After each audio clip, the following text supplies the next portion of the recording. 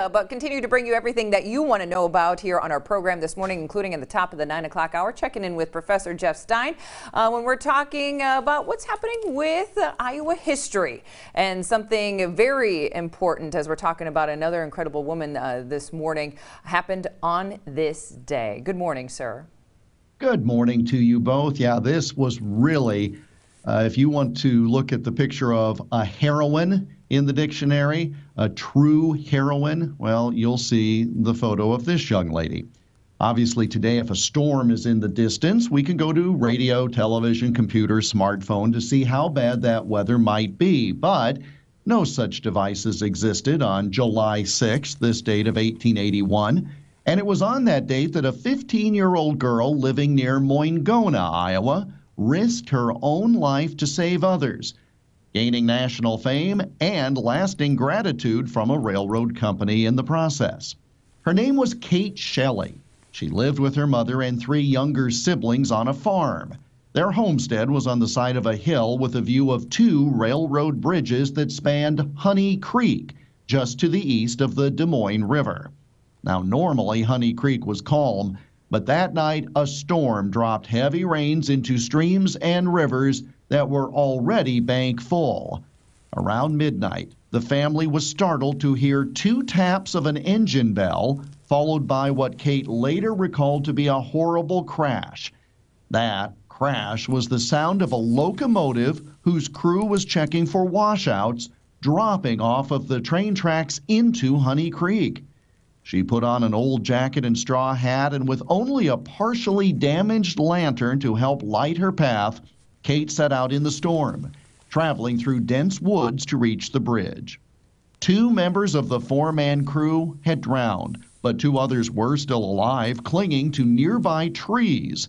Kate said she would go to the Moingona Railroad Depot for help. And that meant crossing a 637-foot-long bridge over the Des Moines River, crawling on her hands and knees in the dark onto the spiked railroad ties spaced a full foot apart. And as she did this on this wooden railroad bridge, the storm continued to rage. She made her way across the bridge and ran to the depot.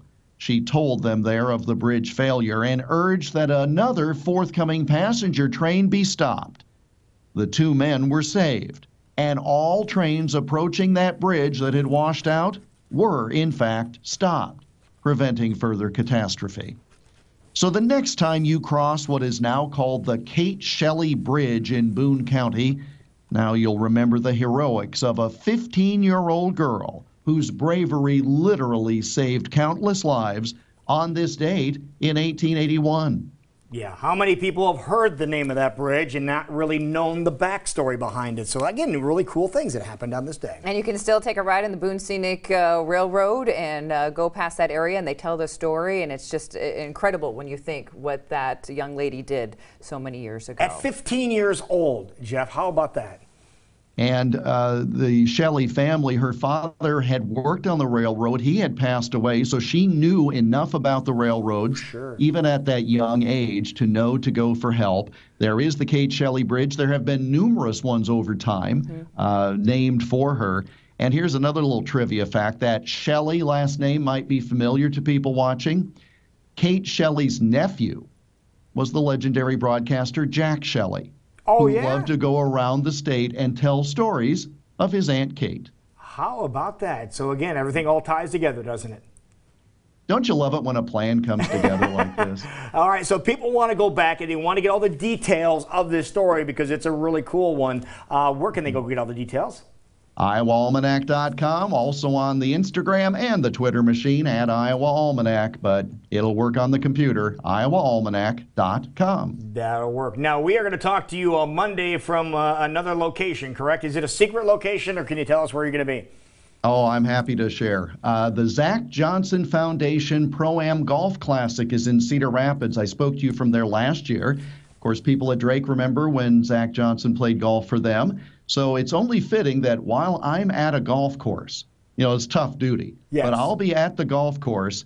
We're going to talk about another historic Iowa athlete and the centennial of his birth.